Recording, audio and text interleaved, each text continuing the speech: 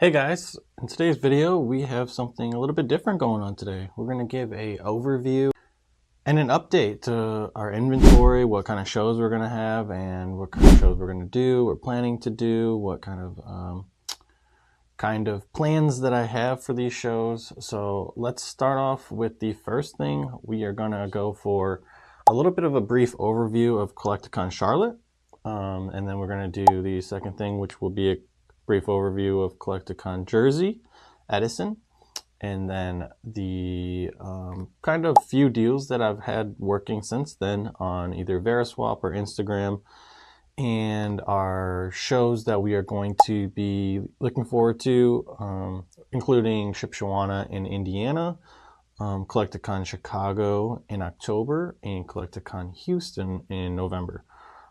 We are for sure locked into those shows and debating right now if we should do the front row show in Seattle mid-November. So let me know what you guys think about that show, if you've been to it or that area. They just had one, I believe, last weekend. We're doing this, this week recording, so it's not an old video. And I heard it was really good, but it ran on the same weekend as Worlds. So a little bit of a hit or miss in my mind of how it's going to be, but it doesn't seem like there's going to be a bigger show that would mask it or overshadow it. So it might be something to look forward to fly out there.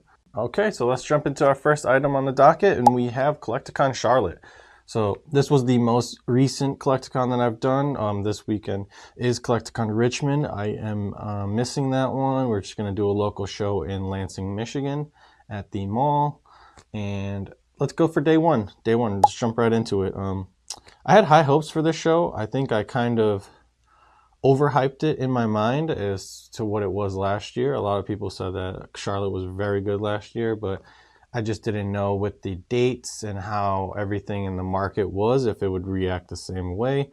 I kind of have to say that it was a little bit less busy and a little bit of less sales than a regular Collecticon that I've been to this past year. In terms of ranking, it would probably be bottom half in my opinion.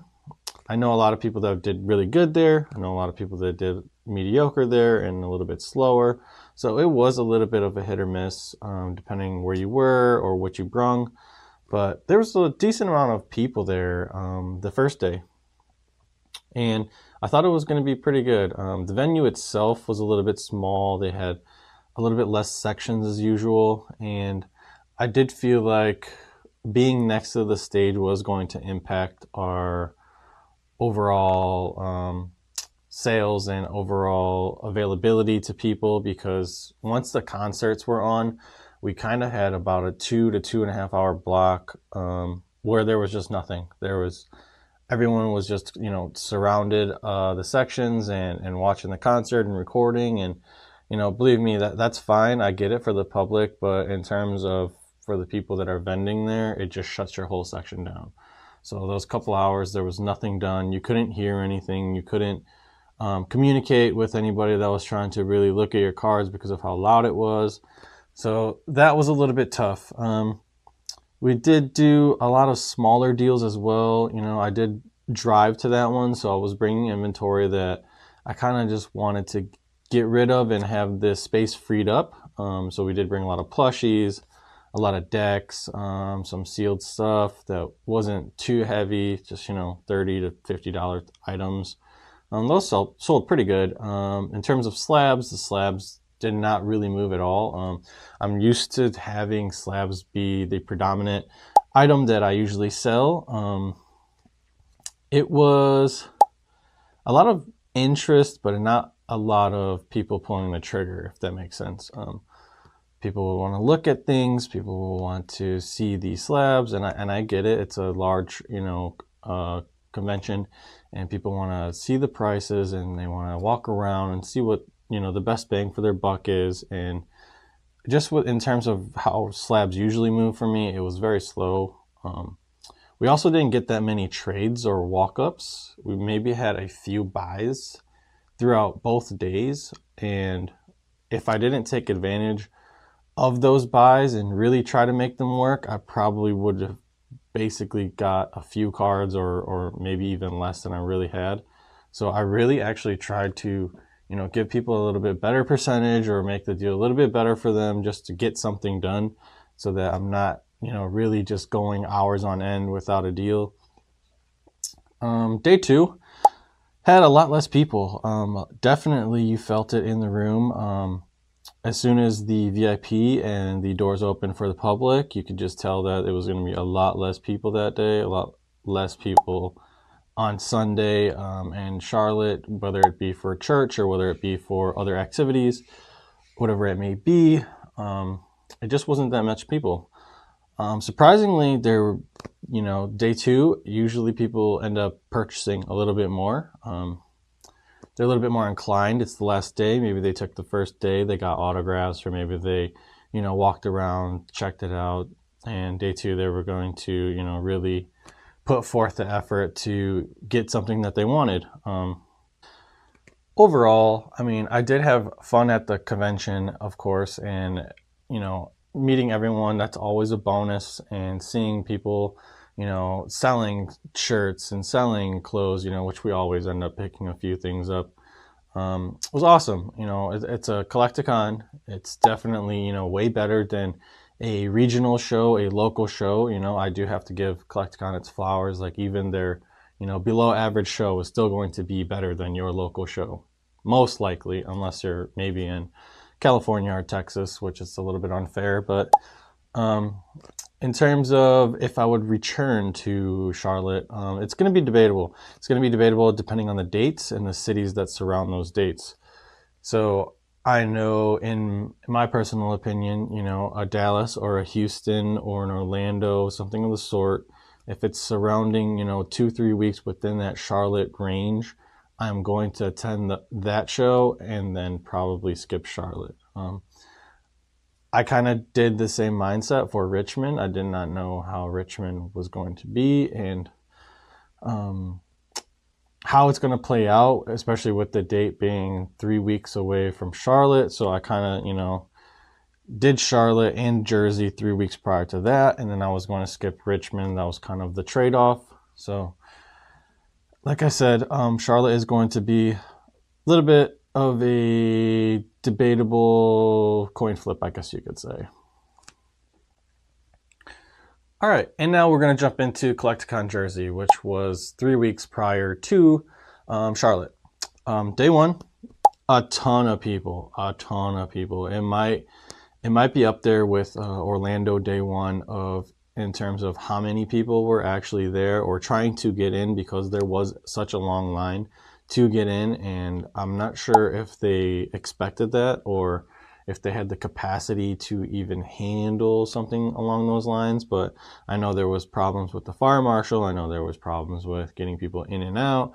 The layout also was a little bit awkward, where you would enter in straight and then it split off into a Y with a big wall down the middle. So after you come in through the Y, the autographs are on this side, and then people in this corner or vendors in this corner were kind of a little bit isolated. So that was a little bit tough for people to navigate around. The sales itself on day one, a little bit slower, used to a little bit more, but it was still pretty good. I think a lot of people were window shopping or just trying to get a feel of where they could get their best deal. And that's totally fine. So, but when day two came around, we had sales right off the beginning, and I felt like it was going to be a stronger day. In terms of people, a little bit less than day one, but still very strong. A lot of people did come through with trades and selling items, so that was very good. And in terms of sales, we did pretty good on day two. A decent amount of bigger sales, a decent amount of bigger trades. We did, trade for the Skull Grunt Pikachu. 30 seconds later, a gentleman comes around and buys it outright with cash. We picked up 3 mangas and PSA 10s. I passed on about 3 or 4 other mangas. A few BGS, and a few others were either too high or the price just didn't work for us. So in terms of availability of cards and what was coming up, it was great. You know, you did get a variety of a mix between Pokemon and One Piece. I do believe there is a stronger presence of One Piece in Jersey than it was in Charlotte. Charlotte was primarily Pokemon. You maybe had a few One Piece sales or people just looking for binders, but in terms of slabs, in terms of mangas, not that much inventory was at the show, and not that much interest of that was at the show, so that is something to note. Collecticon Edison, I will probably return. I don't like the funky layout. Hopefully they can pick a different convention center, or maybe even a slightly different city that can house a larger convention center. I'm not sure if Edison has one, but it was a good experience, and that was my first time in Jersey, and there was a lot of positives, I say, about that show. I think it still ranks a little bit under Orlando, and it's maybe on par with a Dallas or a Houston, but I did like that Collecticon show, so that was a great thing. Here we are at number 3. We are at, so we've been really active on Veriswap lately. We've been trying to gain a little bit more inventory, trying to make some trades go down, and try to get our, I'd say mid to high end a little bit up. I did primarily work with, you know, $200 to $500 cards. That's kind of where the sweet spot is for me, and slabs. You know, I don't really run raw binders that often. And when I do, they usually get bought out because I just, you know, try to price it as fair as possible and give people deals, as many deals as they possibly can get, you know. With raw cards, I'm not usually that firm on. I'm mostly a slab person. I'll take the centered cards and I'll grade them myself.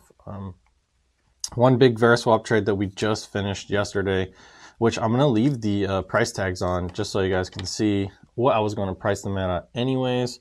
So it was a 10 card slab lot and some decent alt arts, some decent XYs in here going out, and we are picking up 2 Moonbreons in English and PSA 10. We were able to almost get it to value for value, so that was nice, even though I am trading up. Giving him, like, for instance, a Lost Thunder Lugia, you know, it's something that you really don't see too often, along with some of the typical alt arts, you know, Fusion Strike Espeon, Fusion Strike Gengar, so decent cards. So we were probably, you know, maybe $50 off or something in terms of value, but in his favor because we are trading up. So that 10 slab lot is going out for 2 Moonbreons. Hopefully we get that within the week or the next week, but they've been pretty slow on shipping lately, and it's been, you know, everyone I've talked to on the platform, you gotta expect about 2 weeks. They've been really behind.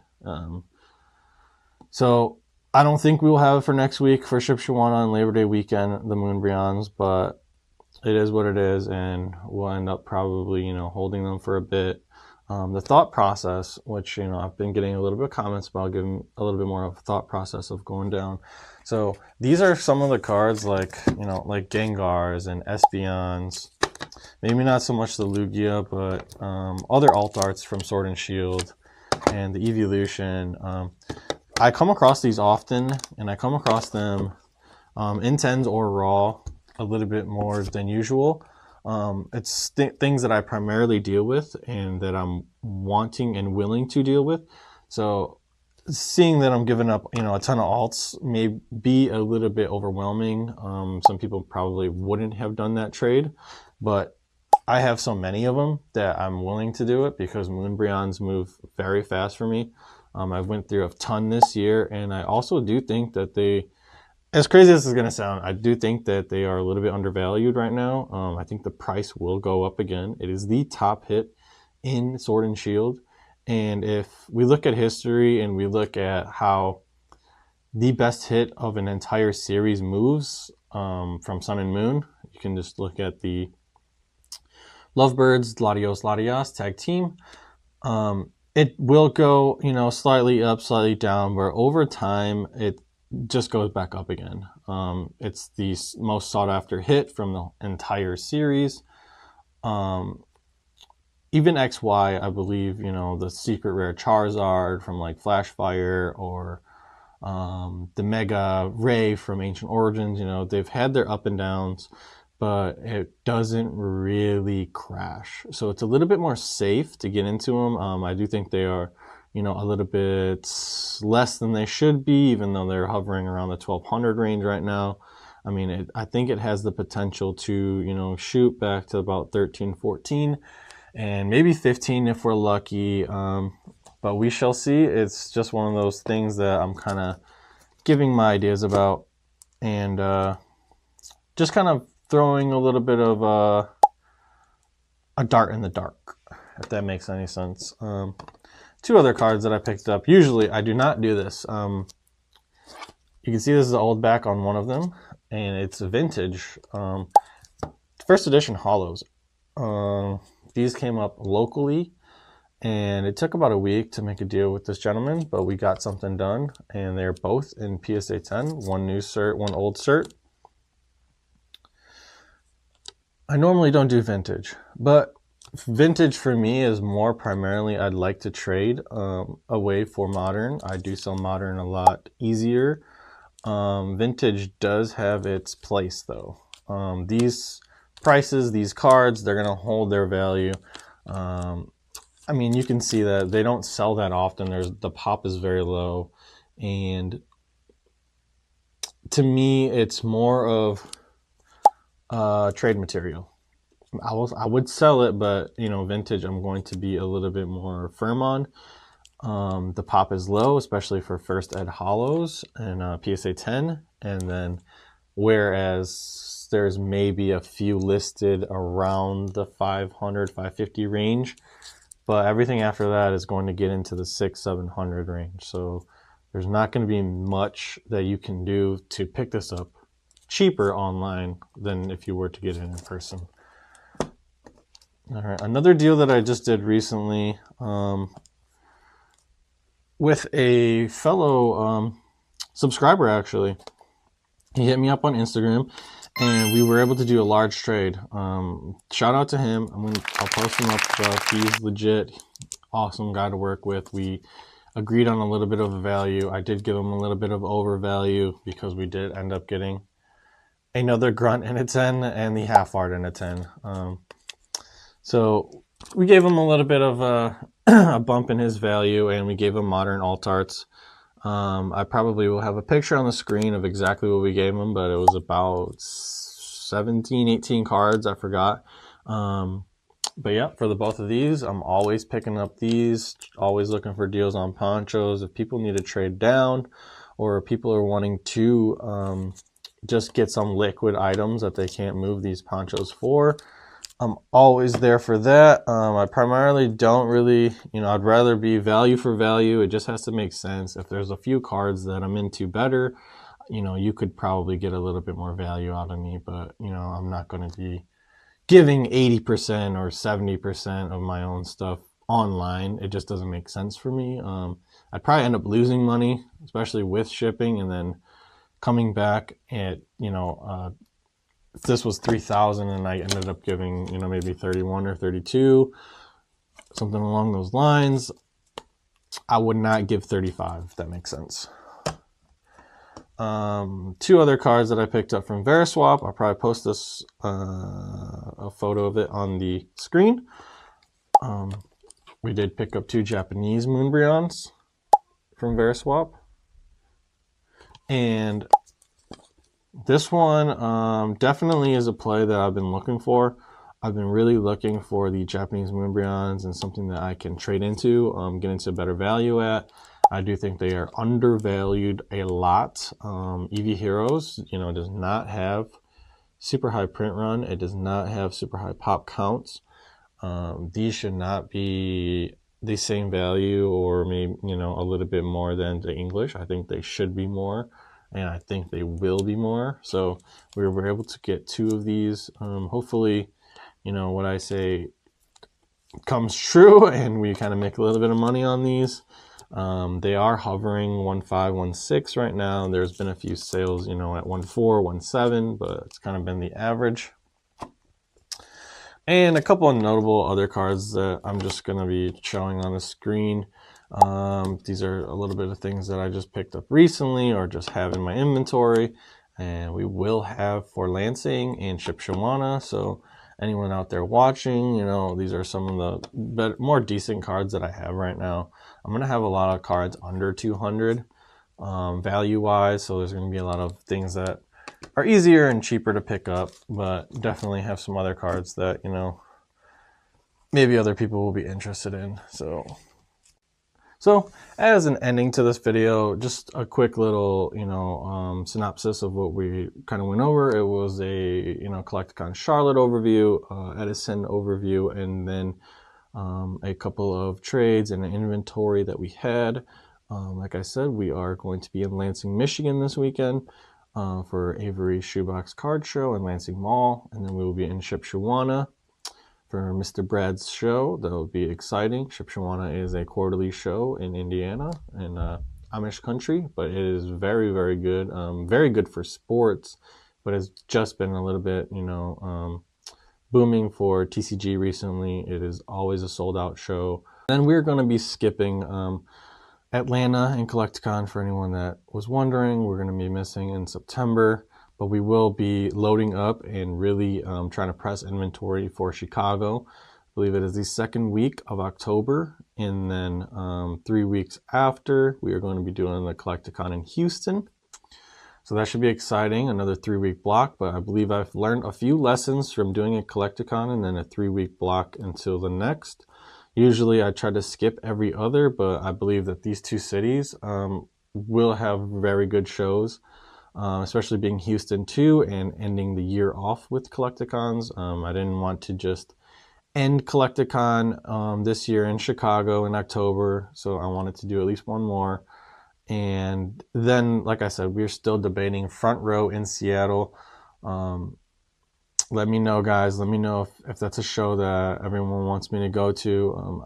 I'm interested. I'm just on the fence a little bit right now. So if you guys like this kind of concept of video where, you know, I'm giving you guys a little bit of breakdowns about things here and there and overviews, let me know. Let me know. I was very surprised that a lot of people were interested in the insights that I had about particular shows or cards. I can definitely give more in-depth breakdowns per show, per deal, if that's something that people are interested in, but I just need to know if that's something people are willing to watch. I did not know that people were interested in my thoughts that much, but I appreciate everyone that has reached out with those comments.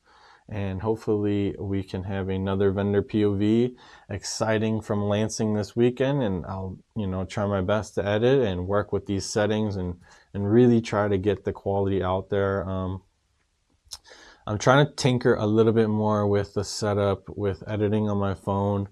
Although I think a PC is inevitable. I think that a PC is really going to help render and help with the quality of the show. I don't think it's necessarily the camera, but we will find out which one it is, and we're definitely gonna keep on upping the quality for you guys.